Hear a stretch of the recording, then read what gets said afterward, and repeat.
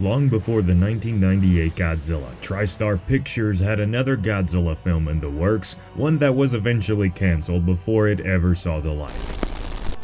In this unmade movie, Godzilla would have battled an original monster named Gryphon, a fearsome monster born from alien biotechnology. Today we're gonna delve into the origins of the Gryphon, its strange design and powers, and we're even going to speculate how this lost kaiju might be revived in today's monsterverse. Some recent images have revealed clues that could link Gryphon to the monsterverse, so make sure and watch Al's breakdown on the news before you start this video, or check it out when you're all done here. So that's why I think now's the perfect time to have some fun with a monster theory. Subscribe for more Godzilla monster content, you know you want to. Let's get to it. The monsterverse, believe it or not, has a lot of similarities with the cancelled 1994 Godzilla film, which Gryphon would have rampaged in. It would have reimagined Godzilla not just as a giant monster, but as a force of nature, an ancient guardian created by Earth to protect life from otherworldly threats, just like our big guy from the monsterverse. Gryphon, like King Ghidorah, would have been his mighty foe who came from space. And if you want to know everything about the cancelled 1990s American Godzilla movie, we made some awesome videos on these a few years back, some of my personal favorites to ever be on the channel, so put them on your watch later list. You won't regret it. For now though, let's quickly just go over the appearance of Gryphon. First though, I want to give a big shout out to Lost Utopia Films for this awesome animation of Gryphon, which I'll be using a lot of during this video, as well as Jared Modina, whose epic Gryphon recreation is perfect for imagining how this kaiju could look like in the monsterverse. Gotta love the Godzilla community for the creativity, guys. In the script, Gryphon is described with the body of a puma, the wings of a bat, and a hydra-headed tongue composed of snakes. Concept art sketches show Gryphon with a cat-like face, often with curved horns or crests, great leathery dragon wings, reptilian arms and a tail, sharp claws, and even hooved feet. Sculptors later added 3 bony crests on its head and spikes along its digits. In short, Gryphon was a fusion of Earth creatures evolved into a single monstrous predator. And all of these more animal-like traits would, I think, look badass on screen. Just imagine the unsettling movements of our planet's creatures when they want to prove something, scaled up to titan sizes. And Gryphon's size was comparable to monsterverse standards as well, which helps make the theory even more plausible. No official stats exist, but it's said Gryphon would be larger than this take on Godzilla, who was placed at around 75 meters tall, meaning this monster was well over 250 feet tall, nearly comparable to Legendary's titans like Godzilla and Kong, and it wouldn't take all that much to enhance the beast a little more to fit the monsterverse standards. In the original screenplay, Gryphon was an alien bioweapon. An ancient civilization was said to have sent metallic probe life forms across the galaxy to wipe out worlds. And you guessed it, one of these probes crashes on Earth looking like a pool of living liquid metal. Next, it spawns swarm-like creatures that were called probe bats. These would absorb DNA from local animals and bring it back to the main body. Wolves, bears, bats, birds, anything was free game. As the probe gathered genetic material, it started to take on a definitive form. At this point, it assumes the shape of the Gryphon, a giant beast built from the DNA of living creatures. The life it devours becomes the template for its biology. And Gryphon's abilities are truly terrifying. Here's a breakdown.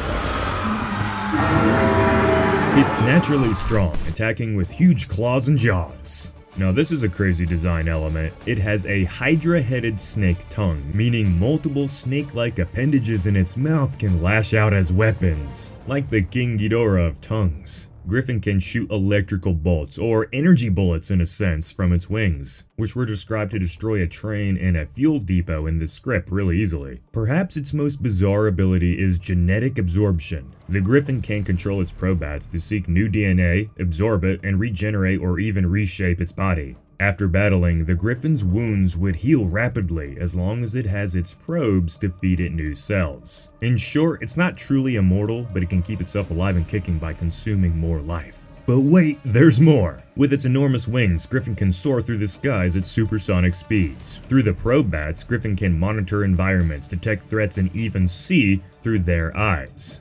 These minions also serve as a swarm weapon capable of overwhelming tanks, planes, people, anything. And unlike many kaiju, Gryphon isn't a lone wolf. The probe bats act almost like neurons in a vast nervous system, giving it superior battlefield awareness, allowing Gryphon to, in a sense, feel what his opponent is gonna do next. On top of all these crazy powers, Gryphon was said to be a cunning strategic fighter and was going to be able to trick Godzilla a time or two to get the advantage in combat.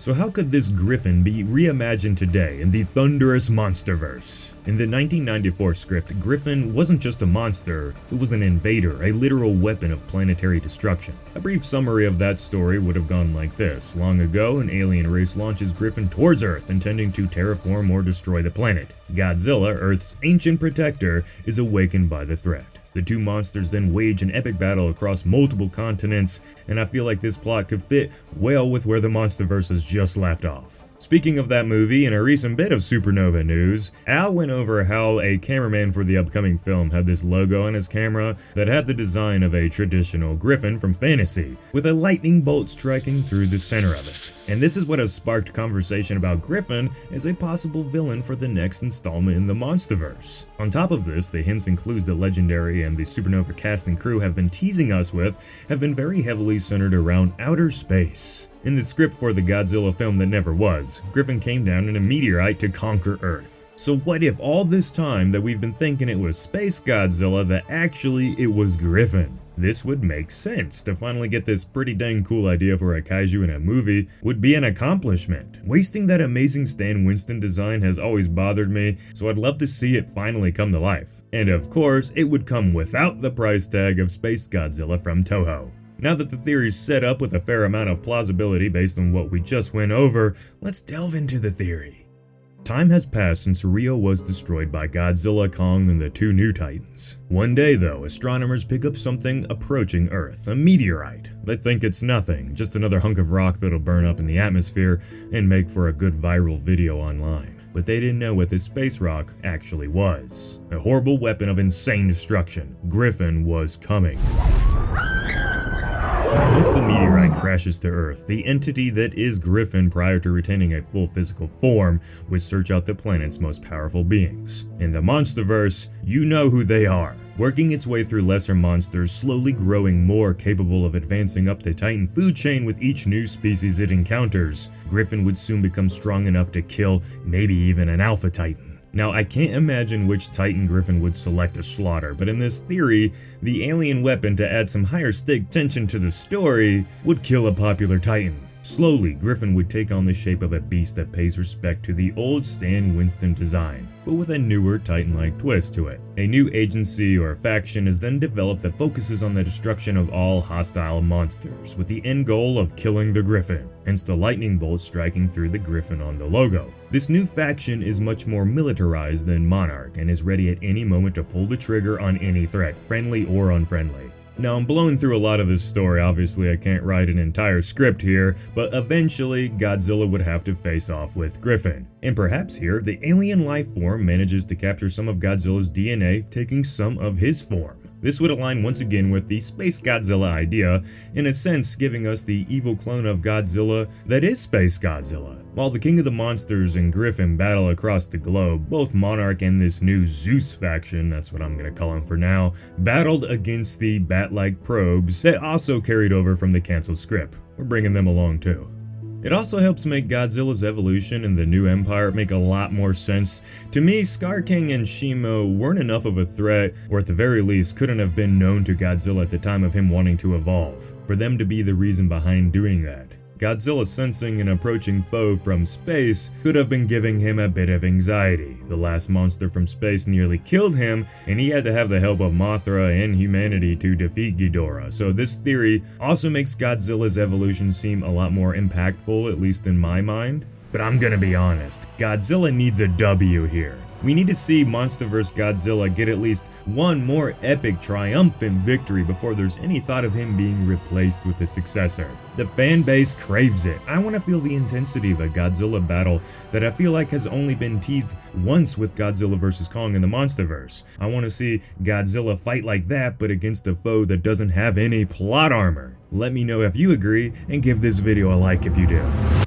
In the cancelled script, Godzilla rips the Gryphon's head clean off, and I could see that fatality aligning perfectly with the monsterverse Godzilla, who, get this everyone, hasn't had an epic kill of any true value like against a major enemy since King of the Monsters. It does kinda make sense why Godzilla fans are getting a little salty that he's taking a back seat in the monsterverse. So this ending would rile up Godzilla fans in all the right ways. And with some clever writing, they could use Gryphon to foreshadow what's to come. However it happens, if it does even happen, Gryphon's reappearance would give the monsterverse a retro cool factor. Fan of the cancelled 90s script would recognize the details, and modern audiences would get a brand new villain with a classic kaiju feel, a true win-win I feel like.